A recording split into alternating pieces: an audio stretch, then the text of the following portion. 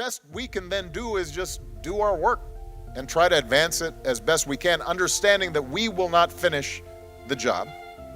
We essentially run the race, we carry the baton, then we pass it to the next runner, and the next runner goes and they have to carry it forward. One of the things as leaders that all of you are going to have to do is accept that sometimes there are going to be some contradictions. If you're organizing in a rural area, you're not going to immediately be able to expect that people are going to think the same way that somebody in a big city is going to think. You have to show some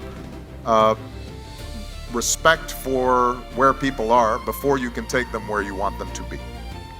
Which is why I think it's important for young leaders to listen as much as they're talking. People are more likely to change their minds about certain issues if they feel as if they're being heard.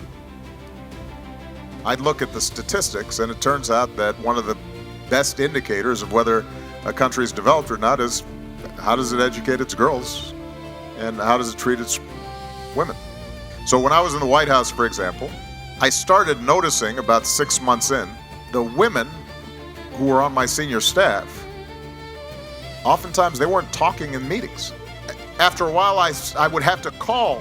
I'd have to say, you know, Melanie, you worked on this issue. What's your perspective? And then when they spoke, they had, you know, amazing insights. Sometimes a woman would make a point, and then like 10 minutes later, a guy would make the same point. And for the men in the room, if your organization has no women leadership in your organization, then you're probably part of the problem, and you need to be part of the solution.